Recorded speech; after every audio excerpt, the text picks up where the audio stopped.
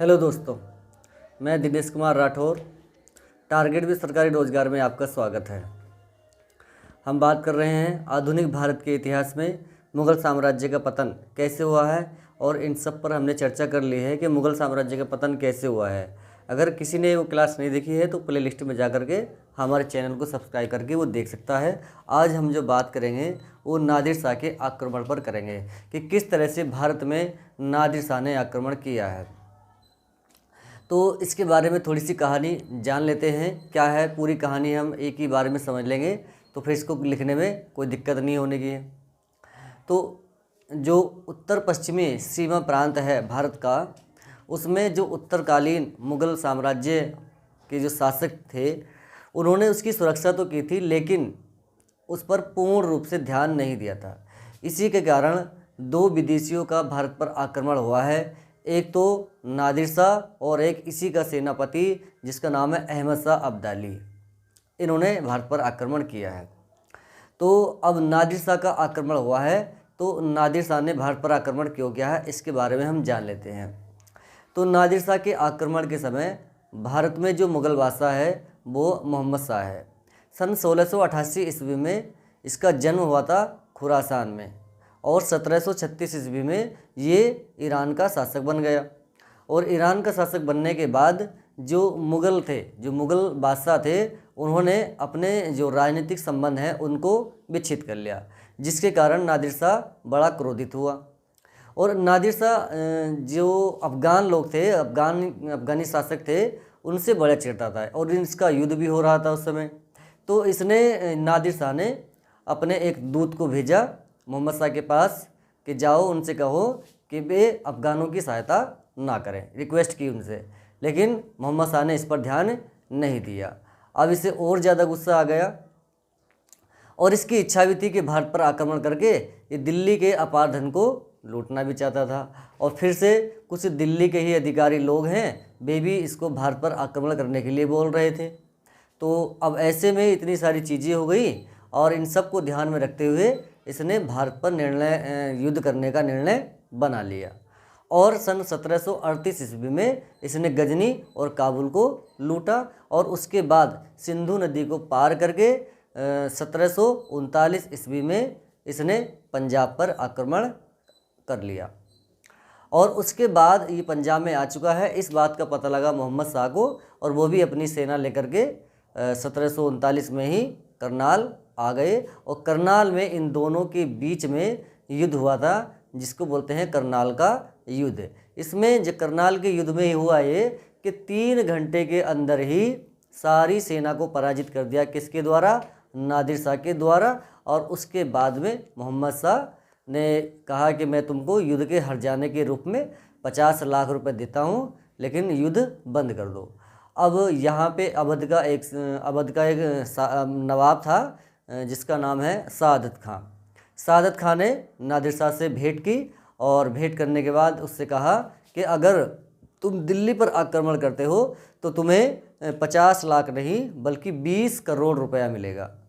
अब इसने इसकी बात को मान लिया, और 20 मार्च 1739 ईस्वी को इसने दिल्ली में प्रवेश किया, जहाँ पर बड़ी ही शानो शौकत के साथ इसका स्वागत किया गया। और 2 दिन ये रहा, 22 मार्च तक ये यहाँ तक रहा। और 22 मार्च को ही कुछ अज्ञात लोगों ने नादिर शाह की सेना की कुछ हत्या कर दी। इसके कारण नादिर शाह को बड़ा ही गुस्सा आया, और उसने कत्लेआम का आदेश दे दिया। और इसकी सेना ने बच्चे बूढ़े जवान सबको गाजर मूली की तरह काट दिया। कम से कम बिना तो 30,000 लोगों की वहाँ पर हत्या हुई थी। और बाद में मई 1739 में वापस गया था, तो वहाँ से बहुत सारी चीज़ें लेकर के गया है। जैसे 1000 ये ऊँट लेकर गया, 130 लेखपाल लेकर के गया था, और शाहजहाँ द्वारा बना हुआ तख्ते ताऊज जो सोने का था वो लेकर के गया, कोहिनूर हीरा ये लेकर के गया। और पंजाब के गवर्नर ने इसको 20 लाख रुपए प्रतिवर्ष देने का वादा कर दिया। कश्मीर और सिंध ये भी प्रदेश इसको प्राप्त हो गए। और मोहम्मद शाह की पुत्री का विवाह इसके पुत्र नासिरुल्लाह जो मिर्ज़ा है उसके साथ कर दिया।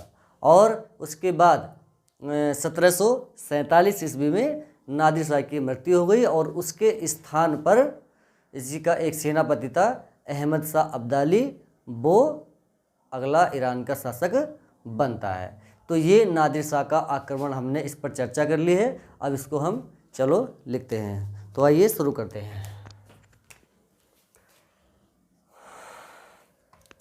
नादिर शाह, इसका जो जन्म हुआ था वो 1688 में खुरासान में इसका जन्म हुआ था, ठीक है। और ईरान का शासक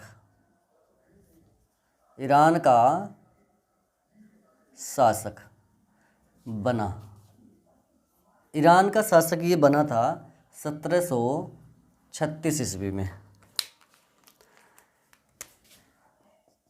इसे यानी कि नादिर शाह को इसे ईरान का नेपोलियन कहा जाता है। इसे ईरान का नेपोलियन कहा जाता है। दूसरा क्वेश्चन, इसकी मृत्यु डायरेक्ट लिख लेते हैं, फिर बाद में इसके बारे में पढ़ लेंगे। इसकी जो मृत्यु हुई थी वो 1747 में हुई थी और इसकी मृत्यु होने के बाद में इसी का एक सेनापति अहमद शाह अब्दाली, वो ईरान का शासक बन गया था, ठीक है। तो भारत पर आक्रमण करने का कारण, भारत पर आक्रमण करने का कारण, ठीक है। जितना मैंने जो समझाया है वो सब बोर्ड पर मैं नहीं लिख सकता, लेकिन जो मैंने बोला है तुम अपने नोट्स में लिख सकते हो, ठीक है। सभी काम का है। तो भारत पर आक्रमण करने का कारण क्या है? मुगलों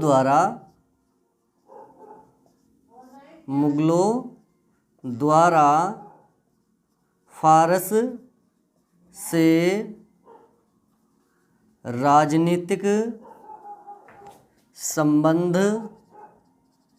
संबंधों का विच्छेद होना। तो मुगलों द्वारा फारस से राजनीतिक संबंधों का विच्छेद होना, ठीक है। आगे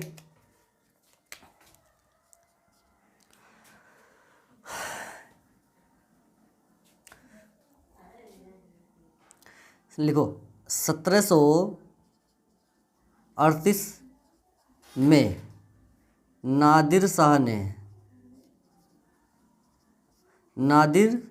ने किस किस पर अधिकार कर लिया था?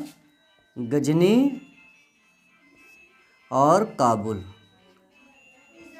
इन दोनों पर क्या कर लिया था इसने? अधिकार, ठीक है। और क्या क्या बातें हुई थी वो सब मैंने डिटेल में बता दी है, आप उसको नोट कर सकते हैं। अब मैं यहाँ केवल मेन फैक्ट जो है वो बता रहा हूँ आपको। तो 1738 ईस्वी में नादिर शाह ने गजनी और काबुल पर अधिकार कर लिया और उसके बाद इसने सिंधु नदी को पार किया और पंजाब को आकर के इसने 1739 में जीत लिया। तो दूसरा फैक्ट लिखते हैं,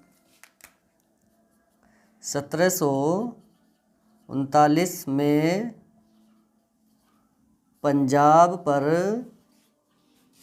अधिकार किया।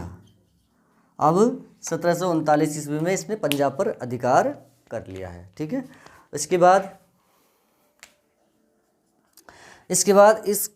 इसका पता लगा, इस बात का पता किसको चल गया है? मोहम्मद शाह को, और मोहम्मद शाह अपनी सेना लेकर के करनाल पहुंच गया। दूसरा क्वेश्चन, मोहम्मद शाह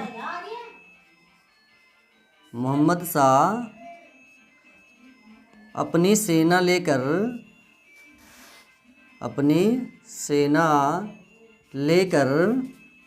करनाल पहुंचा। अपनी सेना लेकर के करनाल पहुंचा और 24 फरवरी 1739 ईस्वी को करनाल का युद्ध होगा, ठीक है। इस समय सेनापति कौन है? इसका सेनापति, इसके दो सेनापति थे, नाम याद रखना है। सेनापति इसी को बोलते हैं मीर बख्शी। इसको बोलते हैं मीर बख्शी। यानी कि इस समय मुगलों का मीर बख्शी या सेनापति कौन है, वो था खाने दौरान।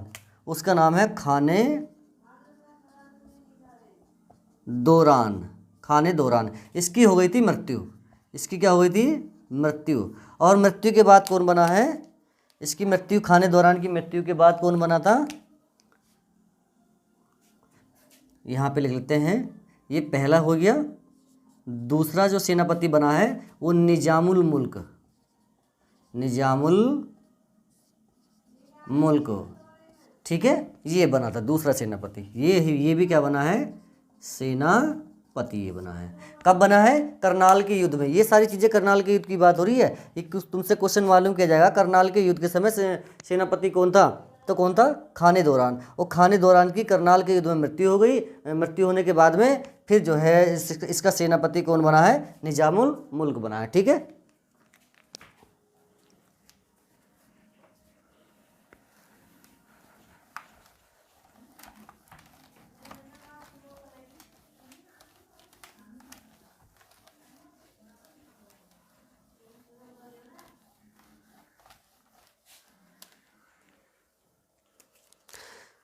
नेक्स्ट क्वेश्चन देखो, करनाल का युद्ध, करनाल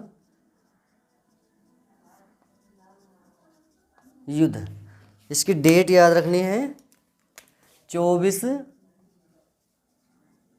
फरवरी 1739 को। किस किस के बीच हुआ है, नादिर शाह और मोहम्मद शाह। विजय कौन हुआ है, नादिर शाह, हारा कौन है, ये। अब मोहम्मद शाह ने युद्ध के हर जाने के रूप में लिखो, मोहम्मद शाह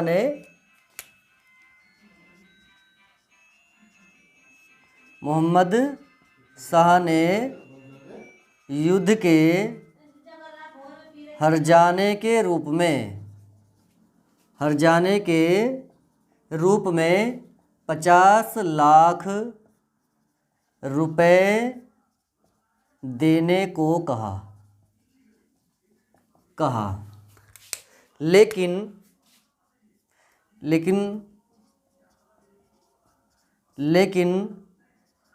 अवध के नवाब सादत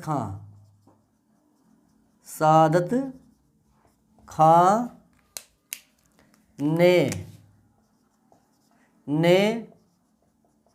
नादिर शाह से भेंट की और दिल्ली पर आक्रमण के लिए कहा और वादा किया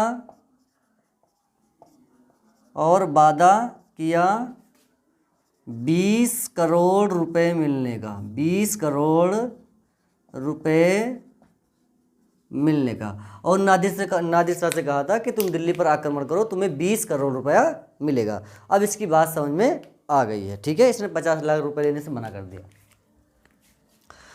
नेक्स्ट क्वेश्चन देखो, इतना हो गया। अब देखो आगे, 20 मार्च 1739 को नादिर शाह का दिल्ली में क्या हुआ है, भव्य स्वागत। दिल्ली में आया था ये और यहाँ पर इसका भव्य स्वागत किया गया, ठीक है।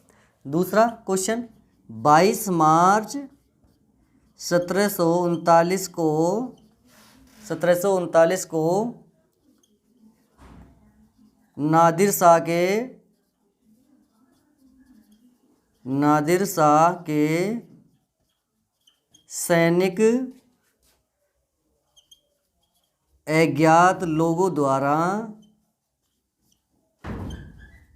मार दिए गए।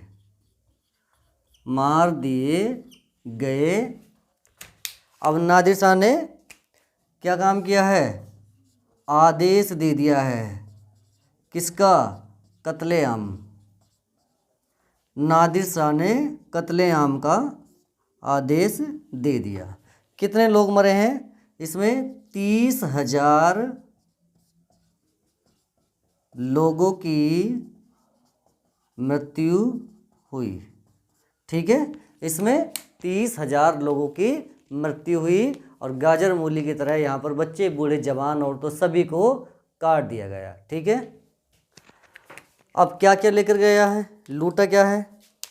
ये गया है वापस वापस वापस गया मई 1739 को। अब फारस ये वापस चला गया।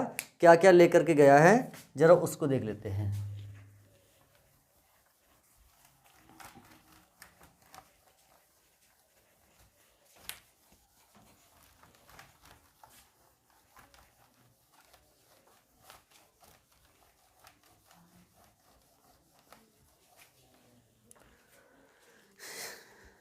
भारत से लेकर गया,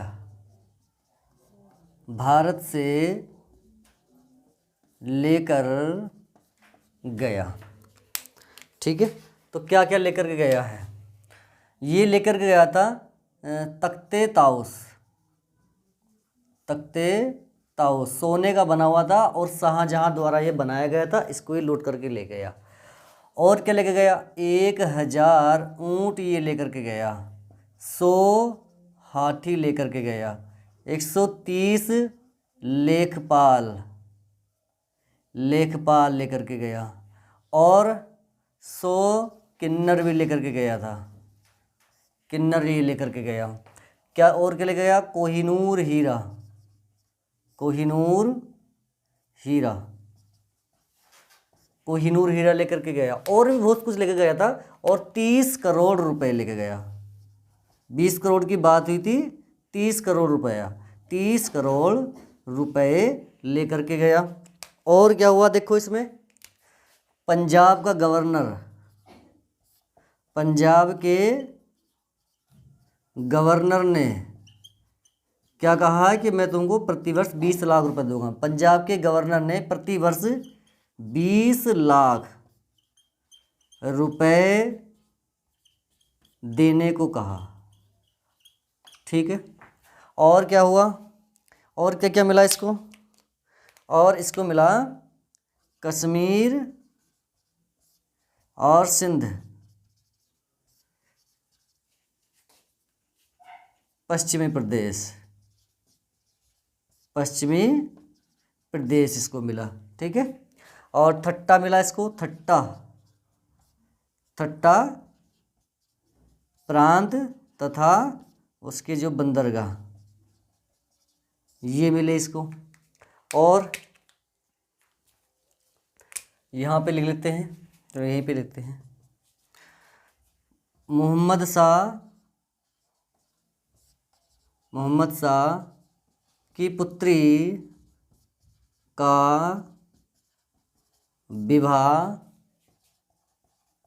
अपने पुत्र से करवाया। ठीक है, अपने पुत्र का विवाह इसने किससे करवा दिया? मोहम्मद शाह की पुत्री से। ठीक है, और देखो इसमें क्या हुआ है। इसको ईरान का नेपोलियन कहते हैं, तो हमने लिख लिया है ना। कोहिनूर हीरा लिए लेकर के गया था। तो अगला क्वेश्चन कोहिनूर हीरा देख लेते हैं। कोहिनूर हीरा, तो कोहिनूर हीरा हुमायूं के बाद ये जब मोहम्मद शाह के पास आया तो मोहम्मद शाह से किसने ले लिया है? तुम बताओ किसने लिया है?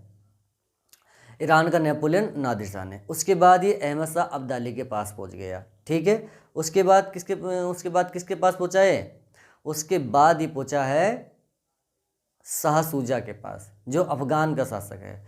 उसके बाद पहुंचा है रणजीत सिंह के पास। उसके बाद दिलीप सिंह के पास। उसके बाद डलहौजी के पास। और फाइनली ये ब्रिटेन की महारानी के पास पहुंच गया। और ऐसा माना जाता है कि अगर ये किसी भी पुरुष के पास गया है तो उसका विनाश हुआ है। ये पुरुषों के लिए अनलकी साबित हुआ है और महिलाओं के लिए लकी साबित हुआ है, ऐसा कहा जाता है। तो कोहिनूर हीरा किस किस के पास गया था? तो ये हुमायूं, इसका तुम्हें क्रम याद रखना है। हुमायूं के बाद ये हम सीधे ले चलते हैं इसको मोहम्मद शाह के पास। मोहम्मद शाह।